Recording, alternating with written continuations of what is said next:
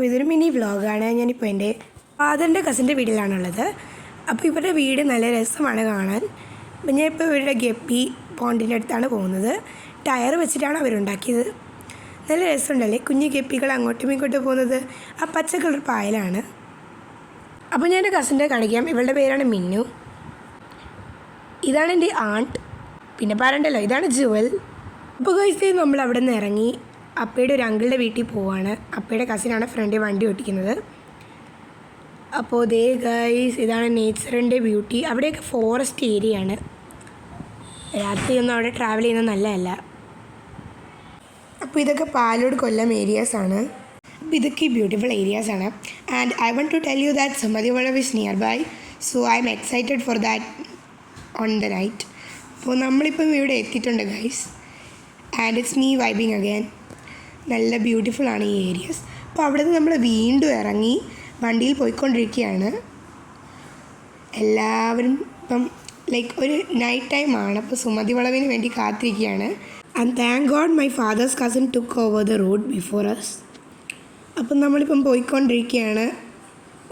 അതിൻ്റെ ഇടയ്ക്കുമാണ് നല്ലൊരു മഴയും.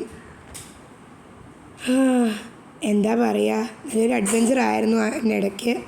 അപ്പോൾ ഈ ഏരിയാസൊക്കെ പിച്ച് ബ്ലാക്കാണ്, കണ്ടില്ലേ, ലൈറ്റ് പോലും ഇല്ല.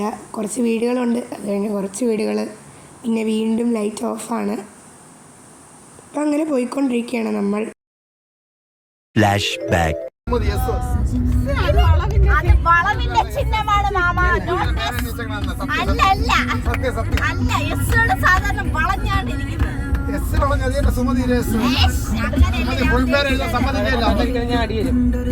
ഇതാണ് സുമതി വളവ്, മറ്റേതല്ല കേട്ടാ.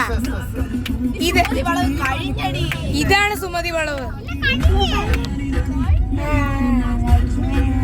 ഇതാണ് സുമതി വളവ് എന്ന് പറയുമ്പോ വളവിന്റെ ചിഹ്നം കാണുമ്പോഴല്ലേ സുമതി വളവ് തുടങ്ങണത്.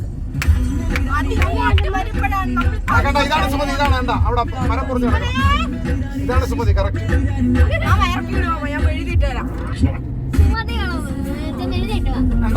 സുമതിയുടെ അവിടെ എസ് വയ്ക്കാൻ സമ്മതിക്കൂല.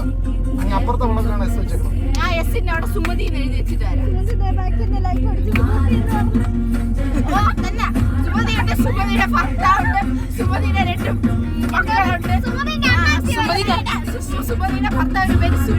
സുമതി കല്യാണം കഴിഞ്ഞിട്ടില്ല. കഴിയുന്നതിന് മുമ്പേ അവളെ കൊന്നില്ലേ അവളുടെ ഭർത്താവ് ആവാൻ പോകുന്നതാണ്.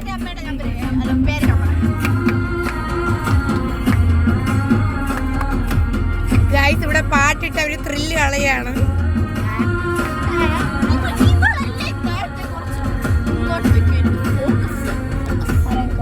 അപ്പൊ എടുക്കണ്ടേ?